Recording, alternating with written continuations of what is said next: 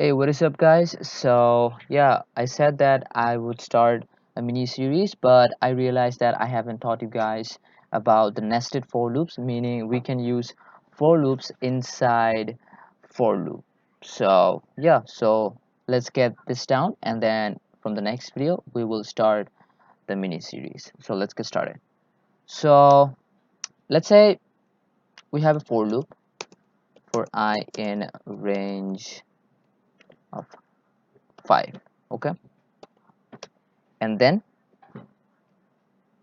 we print the value of I, meaning starting from 0 to 4 excluding 5. So it's going to give us 0 1 2 3 4. Okay, now if we add a for loop here for j in range, so we use this I in this for loop, so we cannot use this I here because uh, you know, this already been used. So yeah, then let's say it has a range 3, meaning it's going to run 3 times. And then we print j.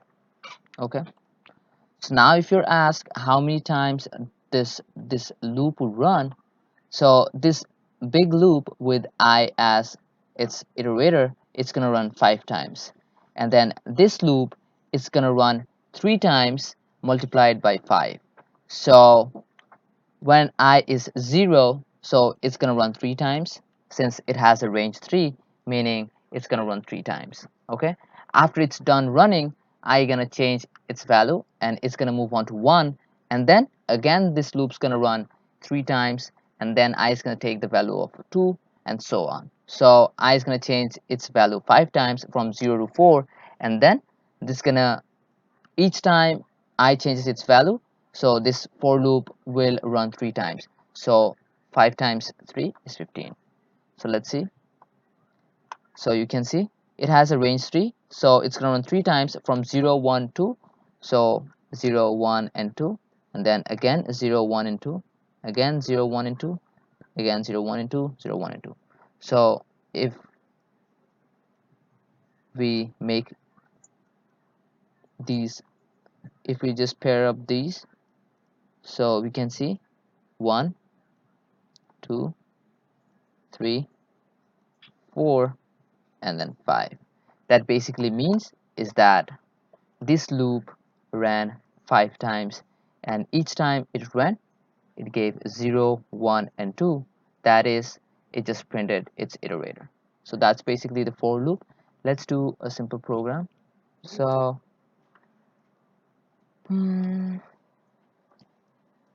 okay, let's get user input,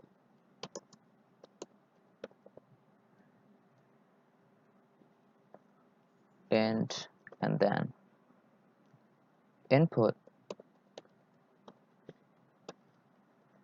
enter a number.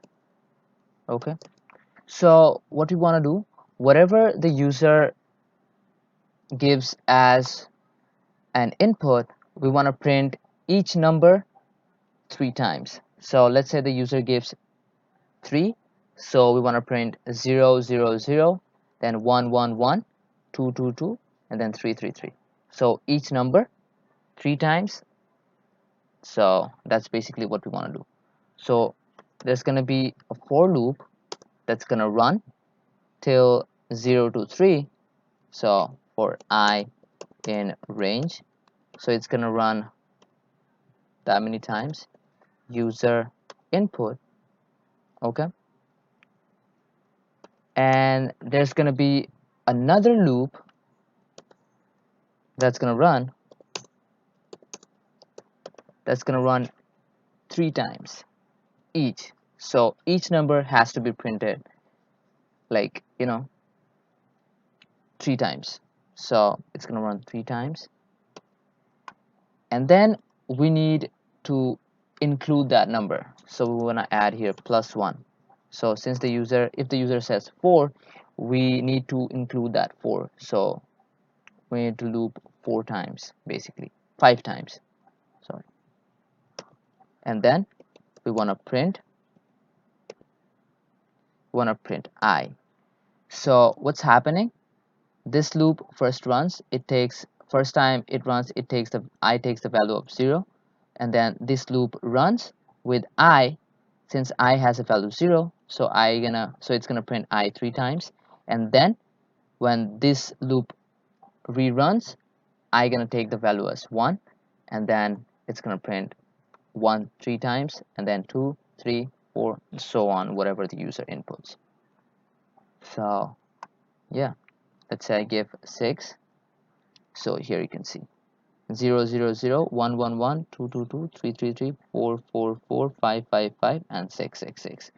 So that's basically it for the nested for loops. So in the next video we will start our mini series, and after we get the basic logics, after we do some brain teasers and some puzzles, we will have a better hold in programming. And then after that we will continue with our loops. We will do the while loop and then functions and many more. So yeah, if you guys are new to the channel, please subscribe and turn the notification bell on. And yeah, meet you in the next video.